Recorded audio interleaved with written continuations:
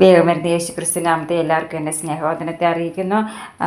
ദൈവം നമ്പുരാൻ നമ്മളെ ആയിരിക്കുന്ന സ്ഥലങ്ങളിലെല്ലാം കർത്താവ് പരിപാലിച്ച് ജയത്തോടെ നടത്തുന്നു.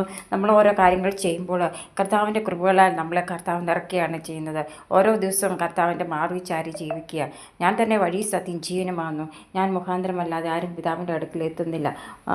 അതേപോലെ തന്നെ ഒരു ഇടയനെ പോലെ നമ്മളെ നേരായ രീതിയിൽ നടത്തുവാൻ സർവശക്തനായ ദൈവത്തിന് സാധിക്കും. ഞാൻ ലോകത്തിൻ്റെ വെളിച്ചമാണ്. ആര്? ദൈവം ലോകത്തിൻ്റെ വെളിച്ചമാണ്. സർവ്വചരാചരങ്ങളെ സൃഷ്ടിച്ച നമ്മുടെ ദൈവം, നമ്മളെ സൃഷ്ടിച്ച ദൈവം നമ്മളീ ഭൂമിയിൽ ജീവിക്കുമ്പോൾ നമ്മൾ കർത്താവച്ചൻ്റെ ഒരു തുണയില്ലാതെ നമ്മൾക്ക് ഒരിക്കലും ജീവിക്കാൻ സാധിക്കത്തില്ല. നമ്മൾ പാർക്കുന്ന ഭവനത്തിൽ സന്തോഷത്താൽ, ആത്മീയ സന്തോഷത്താൽ എല്ലാം നിറയ്ക്കാനായിട്ട് സർവശക്തനായ ദൈവത്തിന് സാധിക്കും. ഒരു ദൈവ പൈതലിൽ എപ്പോഴും കർത്താവ് സന്തോഷിക്കും. അപ്പോൾ കർത്താവ് സന്തോഷിപ്പിൻ, പിന്നെ സന്തോഷിപ്പിൻ എന്ന നമ്മൾ കർത്താവിൻ്റെ വചനത്തിൽ പറയുന്നുണ്ട്. ആരിലാണ് നമ്മൾ സന്തോഷിക്കേണ്ടത്? കർത്താവിലാണ് നമ്മൾ സന്തോഷിക്കും. കർത്താവ് ആരാണ്? അത്ഭുതമന്ത്രി, വീരനാം ദൈവം, നിത്യപിതാവ്, സമാധാന പ്രഭു. അതാണ് കർത്താവ്. സർവശക്തൻ, സർവജ്ഞാനി, സർവവ്യാപിയാണ് കർത്താവ്. നമ്മളിപ്പോൾ ഉൽപ്പത്തി പുസ്തകം മുതൽ വെളിപ്പാട് പുസ്തകം വരെ, വെളിപ്പാടോടുകൂടിയാണ് പുസ്തകം കർത്താവിൻ്റെ വചനം അവസാനിക്കുന്നത്. അതാണ് വെളിപ്പാട് പുസ്തകം വായിക്കുമ്പോൾ നമുക്ക് മനസ്സിലാക്കുവാനായിട്ട് സാധിക്കുന്ന ഒരുപാട് കാര്യങ്ങളുണ്ട്. അപ്പോൾ നമ്മുടെ അതായത് ഉൽപ്പത്തിയിൽ ആരംഭം മുതൽ കർത്താവിൻ്റെ നമ്മൾ ഈ അവസാനം വരെയുള്ള കാര്യങ്ങളാണ്. ഉൽപ്പത്തിയിൽ ആരംഭിക്കുന്നു, വെളിപ്പാടിൽ അവസാനിക്കുന്നു. അതാണ് ഒരു വ്യക്തി ജനിക്കുന്നു, അത് മരിക്കുന്നതോടുകൂടി ഈ ലോകത്തിലെ കാര്യങ്ങൾ അവസാനിക്കുകയാണ് ചെയ്യുന്നത്. അവസാനം നമ്മൾ വായിക്കുമ്പോഴത്തേന് ജീവൻ്റെ പുസ്തകത്തിൽ പേരെഴുതി കാണാത്ത എല്ലാവരെയും തീപ്പൊയ്കയിൽ തള്ളിയിടും. അതാണ് ആ കർത്താവിൻ്റെ വചനം വായിക്കുമ്പോഴാണ് അതിൻ്റെ പൊരുൾ എന്നാന്നുള്ളത് നമുക്ക് മനസ്സിലാക്കുവാനായിട്ട് സാധിക്കുന്നത്. ജനനം മുതൽ മരണം വരെ നമ്മളെ താങ്ങുന്ന ആരാണ്? നമ്മുടെ ദൈവമാണ്. നമ്മൾ ഈ ലോകത്ത് ജീവിക്കുമ്പോൾ നമ്മളെന്നും ഇങ്ങനെ ജീവിച്ചു പോകത്തില്ല. നമുക്ക് ഒരു ജനനമുണ്ടെങ്കിൽ മരണമുണ്ട്. മരിക്കുന്ന സമയത്ത് നമുക്ക് കർത്താവിന് വേണ്ടുന്നത് നമ്മുടെ ഉള്ളിൽ തന്നിരിക്കുന്ന നിത്യജീവൻ, ആത്മാവ്.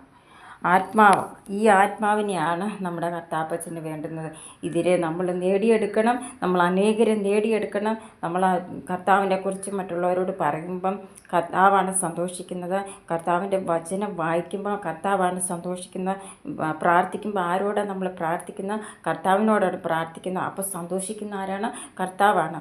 അതുപോലെ തന്നെ നമ്മൾ ബൈബിളിനകത്ത് ഒരുപാട് പേരുടെ കാര്യങ്ങൾ, യേശു ചെയ്ത ഉപമകൾ, അത്ഭുത പ്രവൃത്തികൾ, യേശു ഉയർപ്പിച്ചവരെ, ഇതെല്ലാം നമുക്ക് വായിച്ച് അതായത് ശൗലിനെ പൗലോസാക്കി മാറ്റി. ശൗല് കർത്താവിന് നകന്ന് പോയിക്കൊണ്ടിരുന്ന ആളാണ്. പക്ഷേ പിന്നീട് കർത്താവിനെ അറിഞ്ഞു കർത്താവിൻ്റെ വേലക്കാരനായി തീരുകയാണ് ചെയ്തത്.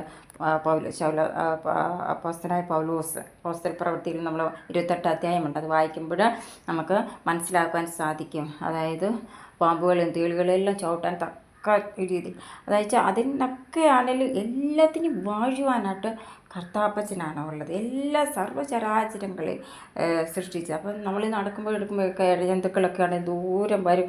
എന്തെങ്കിലും ഒരു പ്രയാസം ഉണ്ടാകാതെ നമ്മളെ കാത്തു പരിപാലിക്കുന്നത് കർത്താപ്പച്ചനാണ്. ഇനി ഉണ്ടായാലും അതിൽ നിന്നും കാത്തു പരിപാലിക്കാൻ സർവശക്തനായ ദൈവത്തിന് സാധിക്കും. അതായത് ഈ ഭയത്തിൽ നിന്ന് നമ്മളെ വിടുവിക്കാൻ ആർക്ക് സാധിക്കും? ദൈവത്തിന് സാധിക്കും. ദൈവത്തിൻ്റെ മുൻപിൽ നമ്മളെ തന്നെ സമർപ്പിച്ച് ജീവിക്കുക. അതായത് രാത്രി കിടന്നുറങ്ങുമ്പോഴും പകലിലും ഏത് യാമങ്ങളിലും കർത്താവിൻ്റെ സാന്നിധ്യം എപ്പോഴും നമ്മുടെ കൂടെ, അത് മയങ്ങാതെ നമ്മുടെ കൂടെ ഇരിക്കാൻ ആർക്ക് സാധിക്കും? ദൈവത്തിന് സാധിക്കും. ദൈവത്തിൻ്റെ കൃപകളെ എല്ലാവരും നിറക്കട്ടെ. എല്ലാ കുഞ്ഞുങ്ങളും ബൈബിൾ വായിക്കുകയും പ്രാർത്ഥിക്കുകയും ആരാധിക്കുകയും ദൈവസന്നിധി പോവുകയും ഒക്കെ ചെയ്യുമ്പോൾ നിങ്ങളുടെ വ്യക്തിപരമായ ജീവിതത്തിൽ നിങ്ങളുടെ ദൈവാനുഗ്രഹം എന്ത് കാര്യം നിങ്ങൾ ചെയ്യുമ്പോഴും നിങ്ങളുടെ കർത്താവിനോട് ചോദിച്ചിട്ടേ അത് ചെയ്യാവുള്ളൂ. നമ്മൾ ചെറുപ്പം ഒരു 10, 20, 25 വയസ്സ് വരെയൊക്കെ മാതാപിതാക്കൾ പറയുന്നതൊക്കെ കേട്ട് നമ്മൾ ആ ഒരു രീതിയിലാണ് നമ്മൾ പോകുന്നത്. പിന്നീടത്തെ രീതിയിലൊക്കെ നമ്മൾ ഒത്തിരി തനിയെ പോകേണ്ടുന്ന കാര്യം, അവിടെ ഒന്നും നമ്മുടെ മാതാപിതാക്കളൊന്നും കാണത്തില്ല. പക്ഷെ അപ്പോഴും നമ്മുടെ കൂടെ കാണുന്ന ആരാണ്? നമ്മുടെ ദൈവമാണ്. എൻ്റെ ജീവിതത്തിൽ എൻ്റെ കർത്താവിൻ്റെ കരത്തിൽ പിടിച്ചിട്ടുണ്ട്. അതെനിക്ക് ഉറപ്പുള്ള കാര്യമാണ്. പക്ഷെ ആ കരത്തെ ഞാനും മുറുകെ പിടിച്ചാണ് ജീവിതത്തിൽ യാത്ര ചെയ്യുന്നത്.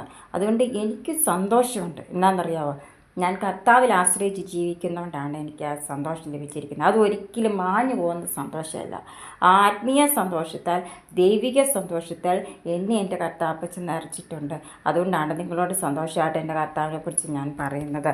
അത് വളരെ സന്തോഷത്തോടു കൂടിയാണ് എൻ്റെ കർത്താവിനെ അറിയാൻ സാധിച്ചത്. എനിക്ക് ഭയങ്കര എൻ്റെ വ്യക്തിപരമായ ജീവിതത്തിൽ വലിയൊരു അനുഗ്രഹമാണ്. ഞാൻ ഏറെ പ്രാർത്ഥിച്ചു, എന്നെ തന്നെ സമർപ്പിച്ചു. കാരണം എനിക്ക് ബൈബിൾ വായിക്കാനും പ്രാർത്ഥിക്കാനും ആരാധിക്കാനും ദൈവസന്നിധി കടന്നു പോകാനുള്ള ആഗ്രഹം എനിക്ക് ദൈവമേ നീ നൽകി തരണേ എന്ന് ഞാൻ പ്രാർത്ഥിച്ചു. ആ പ്രാർത്ഥനയുടെ ആത്മാവിനാൽ എൻ്റെ ദൈവം എന്നെ നിറച്ചു. പിന്നെ ബൈബിള് വായിക്കുമ്പോൾ കിട്ടുന്ന ആ ഒരു സന്തോഷം അതൊന്ന് വേറെ തന്നെയാണ്. നിങ്ങളോട് 2 വാക്ക് പറയാൻ ഉള്ള ജ്ഞാനം എനിക്കില്ലെങ്കിൽ എൻ്റെ കർത്താവ് തരുന്ന ജ്ഞാനത്തിൽ വെച്ചാണ്, ജ്ഞാനം കൊണ്ടാണ് ഞാൻ നിങ്ങളോട് പറയുന്നത്. കുഞ്ഞുങ്ങളൊക്കെ ജ്ഞാനത്താൽ നിറഞ്ഞെങ്കിലോ ദൈവം തരും. അതിനുള്ള മനസ്സ് മതി. ബൈബിൾ വായിക്കാനും പ്രാർത്ഥിക്കാനും ആരാധിക്കാനും മനസ്സ് മതി. ആ ജ്ഞാനത്താൽ നിറയ്ക്കാൻ സർവശക്തനായ ദൈവത്തിന് സാധിക്കും. നിങ്ങളെല്ലാവരും ഓർത്ത് ഞാൻ ആരെയും അറിയത്തില്ലെങ്കിലും എല്ലാവരും സമർപ്പിച്ച് ഞാൻ പ്രാർത്ഥിക്കും. എന്നെ ഓർത്ത് നിങ്ങളെല്ലാവരും പ്രാർത്ഥിക്കുക. ആയിരിക്കുന്നിടത്ത് കർത്താവിൻ്റെ സാന്നിധ്യം ഇറങ്ങട്ടെ. God bless you.